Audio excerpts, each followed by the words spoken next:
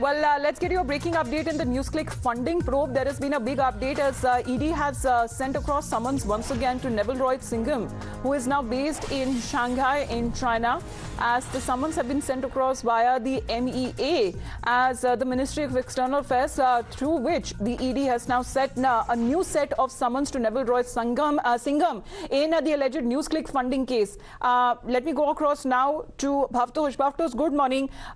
There seems to be the China factor here, as far as the previous summons were also not sent across to Neville Singham, that we are told that this is another round of ED summons that have been sent through the Ministry of External Affairs.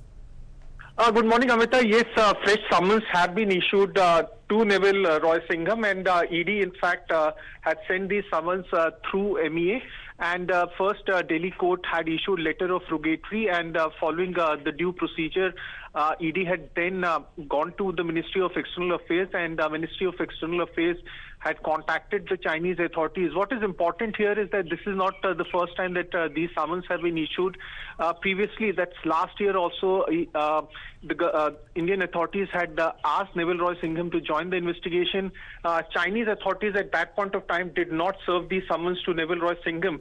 ED's money laundering case, one of the accused who has been named as in prime accused in this case is Neville Singham. 2 months back, CBI had filed a case under FCRA, also had Neville Singham as a main accused, and this is a very important development. The fact that ED has served summons to him means that they want to question him. Whether Chinese authorities will eventually serve summons to him is a different matter. At the same time, sources have also said that very soon they will be approaching the court and will be seeking custodial remand of Praveer Purkasta. As well, that he is in custody, where ED is being said that they will also seek the custody of Praveer Purkasta, who is presently in Tihar jail. But Bhavtosh, how do we understand, as far as the first issues of summons that were done, it was stonewalling by China as far as the obstruction. How do we know that this time around it will not be repeated?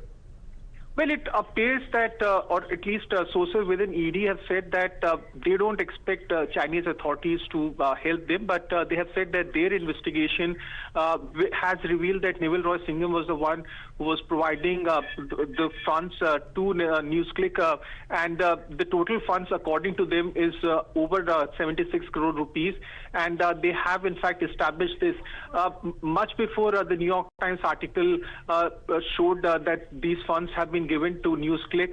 ED was the one who first, in February 2021, had carried out raids and searches at the premises of NewsClick, and since then they have been carrying out their own investigation.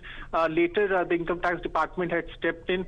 ED had said that Neville Singham, who is a tech millionaire, was the one who was providing funds to NewsClick, and those associated with NewsClick were also allegedly aware of this fact. They want some kind of right. So previously the letter rogatory, which was issued against Singham, who is a tech millionaire, and sent to the Chinese authorities after a similar request summoning him last year to join the probe, remained unheeded. This is the second time around we're looking at the issuance of summons via the MEA by the Enforcement Directorate. Thank you very much, Bhavtosh, with those details. Heading into a short break, the morning news continues.